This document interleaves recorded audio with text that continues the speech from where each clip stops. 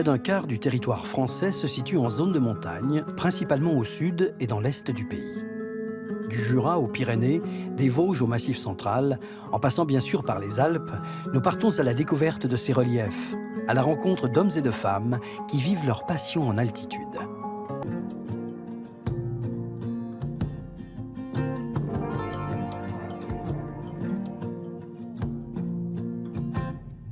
Dernière étape de notre parcours montagnard, les Vosges, situées à l'extrême nord-est du territoire.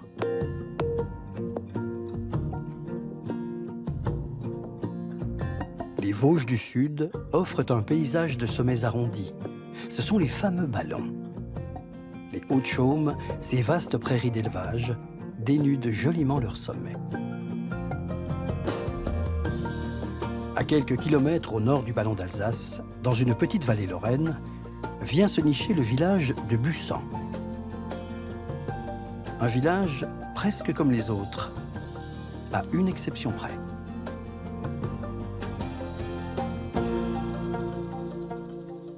J'ai une vraie fierté. Je trouve qu'être directeur du Théâtre du Peuple, c'est pas rien. Parce que c'est un lieu qui est dans l'histoire du théâtre, sans doute celui qui est le plus profondément ancré dans la pensée du théâtre qui, moi, m'intéresse. C'est un théâtre pour les gens. Voilà un peu plus de 2 ans que Vincent Goethals préside à la destinée de l'un des théâtres les plus originaux de France. C'est quand même le théâtre, historiquement, presque le premier théâtre décentralisé de France, donc il est connu par son architecture, par les metteurs en scène qui y sont passés, donc c'est un petit peu faire partie de l'histoire du théâtre que de parler de Busan. L'ancrage territorial de Busan, il est important. On est aux confins des Vosges, mais finalement, on passe le col de Busan, on est dans l'Alsace et on est à 5 km de la Franche-Comté. Donc on a le pied sur 3 régions. L'impact de ce théâtre sur son territoire qui est vraiment très important. On a près de 40% de notre public qui vient de on va dire, le Grand Est. Après, ça vient de toute la France et même d'Europe. Mais donc, c'est déjà très important. Puis, on a aussi un impact économique qui est très important. C'est-à-dire qu'un euro de subvention investi au Théâtre du Peuple a amené 4,28 € de répercussions économiques sur le territoire. Le Théâtre du Peuple est né d'une utopie, celle de Maurice Potcher, dramaturge et enfant du pays. Souhaitant créer un théâtre ouvert à tous les publics, il imagine à Busan, dès 1895, un lieu qui ressemble à ses habitants. Un lieu qui a frappé d'emblée Jean-Michel Flagotier, l'administrateur et responsable du bâtiment.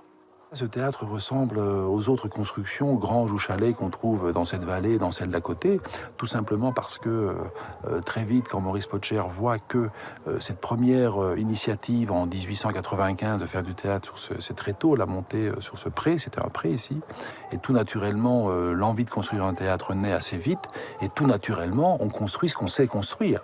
C'est-à-dire la menuiserie Hans, qui était ami de M. Potcher, propose sans doute, je n'y étais pas, mais de monter une grange comme celle qu'il construisait pour les paysans du coin dans la montagne alentour. Mais l'architecture n'est pas la seule spécificité du théâtre de Busan. La chose quand même la plus importante, c'est ce fameux spectacle de l'après-midi de 15 h qui historiquement existe depuis 118 ans.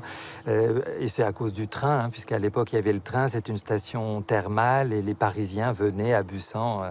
Et c'est pour ça que l'horaire de 15 h était important, ils reprenaient le train juste après.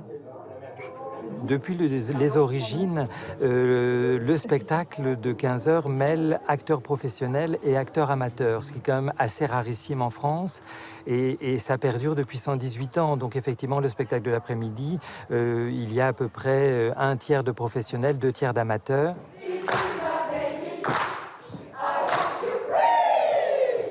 L'amateur a un manque de disponibilité et finalement de technicité. Et je pense qu'ici à Busan, on se donne le temps de doser l'exigence, de dire c'est pas parce que ce sont des amateurs qu'on va leur demander moins. Les chemins pour y arriver sont autres, mais l'exigence est la même. Et pour moi, c'est la question du théâtre populaire, elle est là.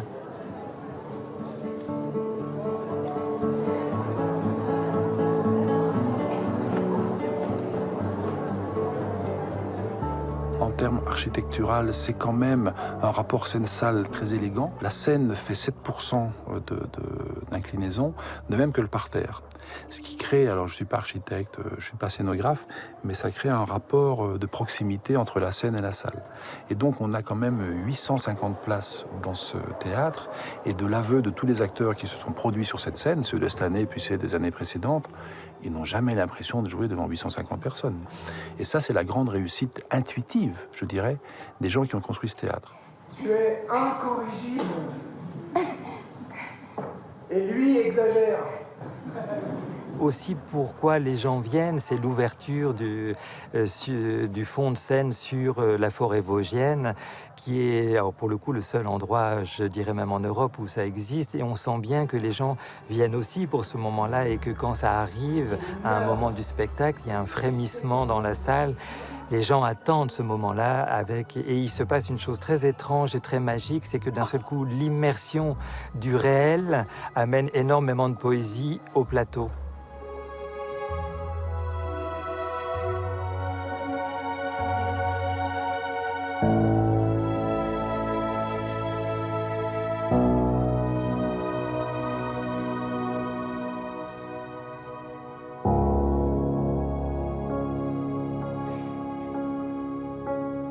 Les gens qui passent à Bussan après, et je parle même des acteurs, pas seulement du public, en parlent en disant souvent c'est le plus beau théâtre de France parce qu'il est effectivement assez étonnant, donc il ne laisse pas indifférent.